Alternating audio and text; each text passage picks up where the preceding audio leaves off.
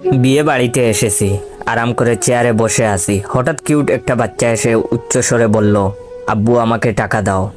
বাচ্চাটার কথা শুনে আতঙ্কে উঠলাম। চোখ কপালে তুলে বাচ্চা ছেলেটার দিকে তাকিয়ে রইলাম। পেটের নাড়িবুড়ি কেমন কেমন করে যেন নড়ছিল। হতবুদ্ধি আমি এদিক সেদিক তাকিয়ে দেখতে লাগলাম, আর মনে মনে ভাবলাম বাচ্চাটা কার হতে পারে। সত্যি সত্যি আমাকে কি আব্বু বলে ডাকছে সে? বিয়েই করতে পারলাম না, এর আগে বাবা হলাম কেমনে? টাকা দিচ্ছি না দেখে ছেলেটা আমার গায়ে মৃদুভাবে আঘাত করছিল আর করে কান্না করছিল। ছেলেটার কান্না দেখে একটা লোক আমার নিকট এসে বলল, ভাই টাকাটা দিয়ে দেন। বিয়ে বাড়িতে এমনিতে গেঞ্জাম, তার উপর বাচ্চা ছেলের কান্না সহ্য করা যায় না, ভাই টাকাটা দিয়ে দেন। লোকটাকে কি জবাব দিব বুঝতেছিলাম না।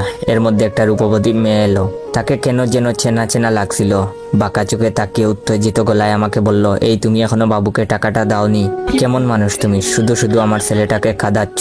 মাথার উপর বাজ পড়লো বলে মনে হলো, নিজেকে মানসিক রোগী মনে হলো।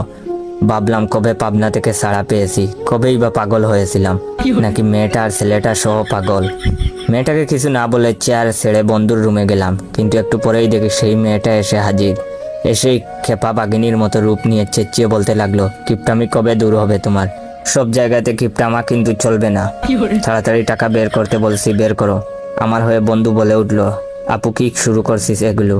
বন্ধুকে ধমক দিয়ে চুপ করিয়ে দিল মেয়েটি। এরপর বলল, তুই চুপ থাক, আমার স্বামীকে যা ইচ্ছা তাই বলবো, তোর কি তাতে? আমি বন্ধুর দিকে ভূত দেখার মতো করে তাকিয়ে রইলাম। বন্ধুও আমার দিকে। বাধ্য হয়ে পকেট থেকে 10 টাকা বের করে দিলাম।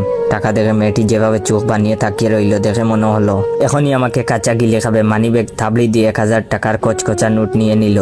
এরপর বেঞ্চি কেটে চলে গেল। বিকেলে খেতে দেওয়া হলো বন্ধুর ঘরে। বন্ধুকে নিয়ে খাচ্ছিলাম, তখন সেই মেয়েটি রুমে এসে আমাকে নরম স্বরে বলল, এই তোমার না গরুর গোস্ত খাওয়া মানা, দাও তো গোস্তগুলো দাও, তুমি মাছ দিয়ে খাও। এটা বলেই সে প্লেট থেকে সবগুলো গোস্ত তার প্লেটে নিয়ে নিল, আর আমার প্লেটে মাছের 2 টুকরো দিল। ওয়েট, ভিডিওতে ফলো দিয়ে রাখবেন। আর হে, এই ভিডিওতে কয়েকটা কপি লিঙ্ক আর কমেন্ট করবেন। আর লাইক দেওয়া কি হয়েছে? লাইক দাও তাড়াতাড়ি। মেয়েটার আচরণ দেখে আমার বন্ধু হা হয়ে গেল, আর আমি হতবম্ব নির্বাক হয়ে প্লেটের মাছের দিকে তাকিয়ে রইলাম। ভাবলাম বিয়ে খেতে তো আসিনি, ফেক বউয়ের জ্বালাতন সহ্য করতে আসছি। এটা যে কোন গন্ডারের বউ আল্লাহই ভালো জানেন। সেই ব্যক্তি এই পিসকে সহ্য করে কেমনে?